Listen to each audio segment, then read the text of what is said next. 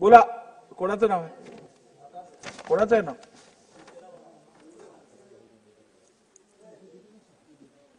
कुठे?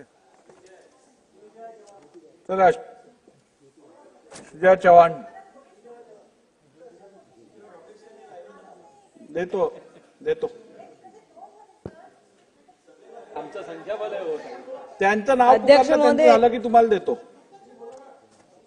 जागतिक महिला दिन निमित्त मी सगळ्या महिला आता ते कन्फ्युज व्हायला होतं इथे, एवढं समजत नाही ना.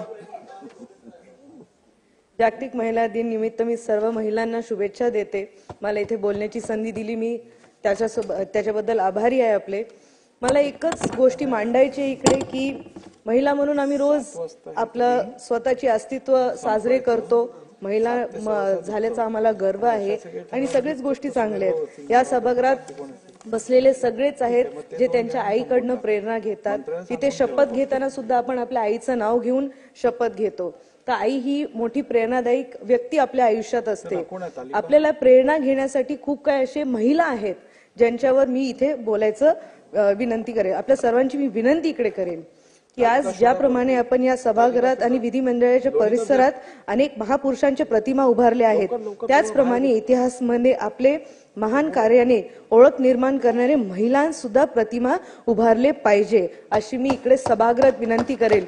इकडे बघितलं गेलं तर महान पुरुषांचे आपल्याला चित्र दिसले जातात, पण आपल्याकडे एकही महिलांचं इथे चित्र नाही आहे.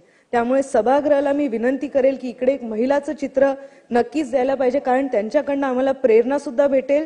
त्यांचे आशीर्वाद आपल्या या सभागृहाला नेहमी राहतील. त्यामुळे एक महिलाचं चित्र, त्यातल्या त्यात राजमाता जिजाबाई असतील, पुण्यश्लोक अहिल्याबाई होळकर असतील, राणी लक्ष्मीबाई असतील, क्रांतिज्योती सावित्रीबाई फुले असतील, असे अनेक महिला आहेत ज्यांच्याकडनं आम्हाला प्रेरणा मिळते.